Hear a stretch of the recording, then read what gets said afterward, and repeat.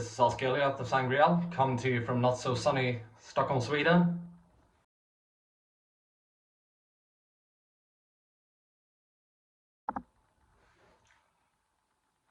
The band name Sanghrial was a name that our vocalist Julian came up with, and it is based around the Spanish word sangre, which means blood. We wanted to convey uh, a state of the world that it is something broken beyond repair, something bleeding and hurting, so it became Sanghrial.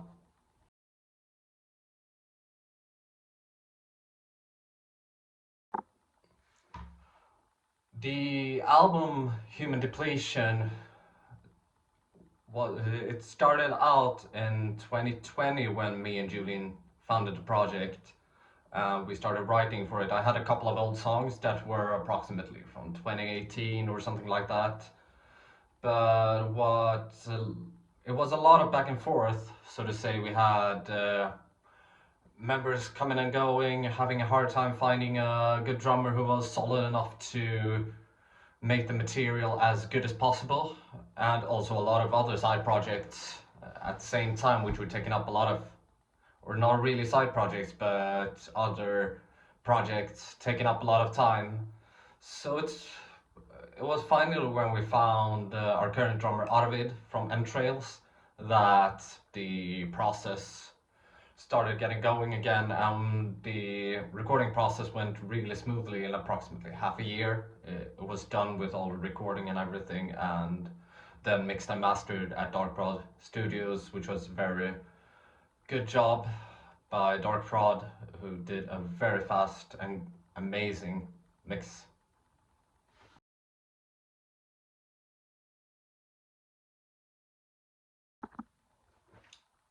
Man-made horrors beyond comprehension. To summarize everything that is kind of wrong with mankind right now, a lot of the religious authorities that convey their personal darkness and push it over everyone else, overpopulation, famine, pandemics. So it's a release that is very much a child of its time, so to say.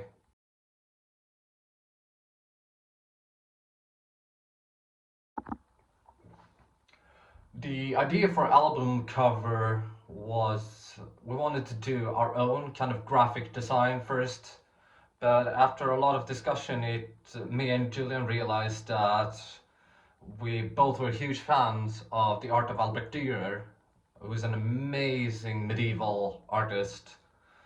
So we decided that very much of his apocalyptic display, so to say, in his art really fit the theme of the album itself, and also the lyrical themes.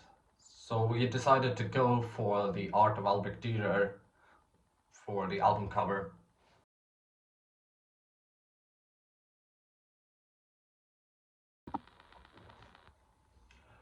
I wouldn't say that a label deal is necessary, but more akin to an agreement, because the printing of physical media is very hard to do on your own unless you have the right contacts and the patience required for, say, for instance, vinyl.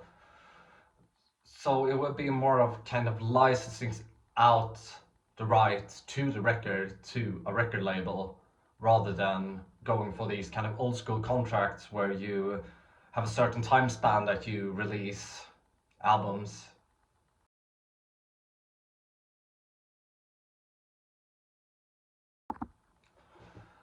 I think it can go back to my teen years when I went to high school. It was a lot of me trying to explore the most extreme stuff that I could find in music. So obviously Cannibal Corpse was a bit of the first step to get into more of this traditional death metal, so to say. But what really gripped me was when I first time heard Left Hand Path by Entombed, and I think that it was an album that has shaped my taste in death metal for years and years, so to say.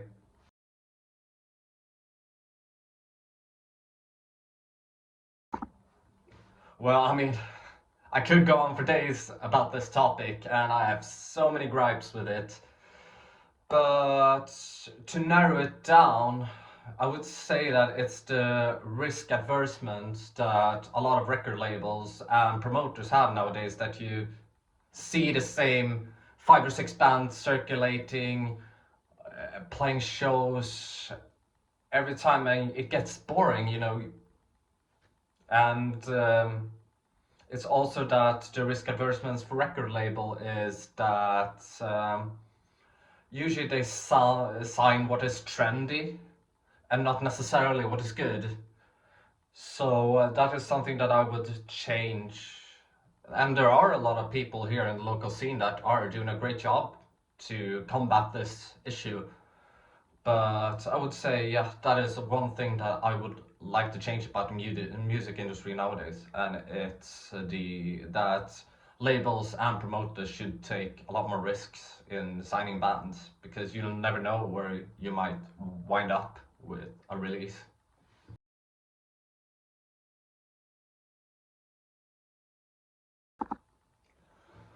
Oh, that's. I've never really had a lot of on-stage fails that I remember that are these a lot to talk about, but there was one moment when I was out on tour and played a show in Germany. Soundcheck and everything went swimmingly. And then when we played the first song of the set, I couldn't hear my bass on stage. I thought that, okay, there might be something off with the monitor sound or anything. So usually I like to walk out and listen to the out sound when I stand on the monitor. And I was like, I can't really hear my bass. Okay, there must be some kind of issue here. So I started looking at everything and the racks and everything, and like, okay, everything looks fine. The pedal board looks fine and everything. I can't really hear any issue here. So it was during a section of the song where I'm ringing out the note while the guitar is playing. And I started to look around and I was like, okay, there's obviously an issue with my bass. And then I started turning up the volume knob, and I realized that I had played an entire song with the volume on the bass turned down. I was so embarrassed. It was, yeah.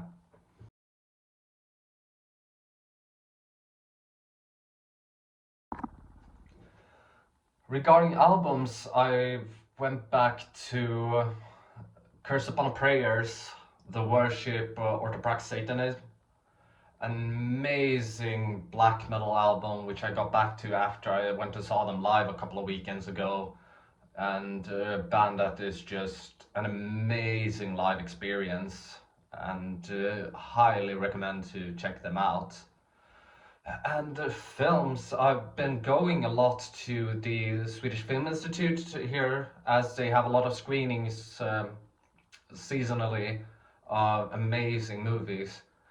So I got back to a lot of Lars von Trier movies that they screened that I needed to rewatch, but the most amazing experience was seeing Playtime by Jacques Tati on a huge screen, because that whole movie is like a moving painting with a lot of things going on. And the idea that Tati had for that movie was that you notice a lot more things in your vicinity, like small things like taking steps, and you hear your own footsteps. So it was a mind-blowing experience getting out of the theater and experiencing what Jacques Tati intended that you should experience by making this movie, by playing with sound and also with the cinematography.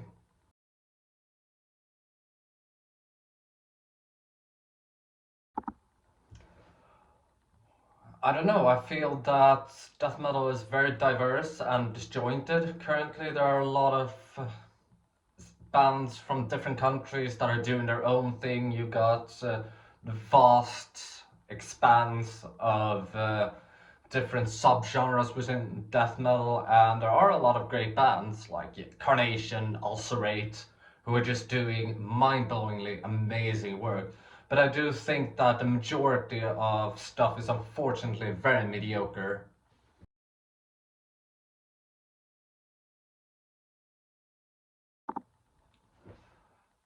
I would say that the current death metal scene is very.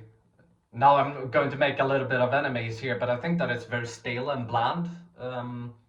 There are a lot of copies of a copy band, to say so, that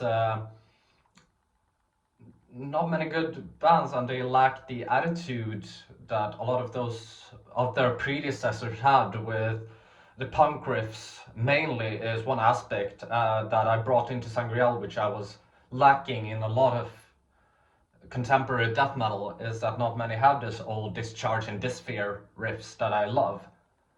So it's to bring back a bit of that attitude that those riffs are existent in Sanghrial.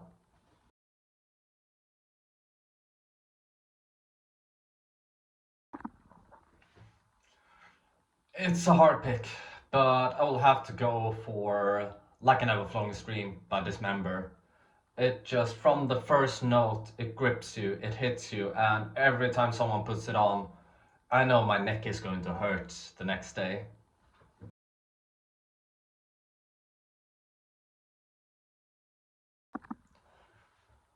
I will have to go for my favorite Dismember album, actually, because Earthflowing Stream is the quintessential death metal album in my opinion, but their absolutely best album is Massive Killing Capacity, and the artwork is by Christian Necrolord Volin, who is an amazing person, a great artist, and I got the chance to experience the painting in person and see it in full size, and there are so many amazing details that I just stood there for at least 15 minutes to just try to pick out and find all the small subtle parts of that painting.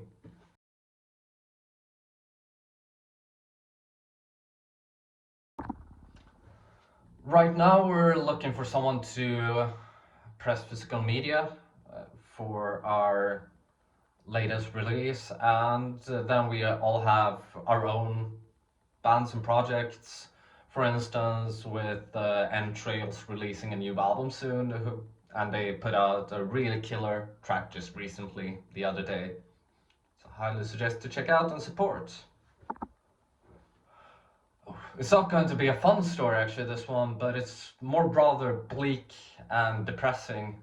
But it was when I played a show in Cardiff and we stayed at an Airbnb.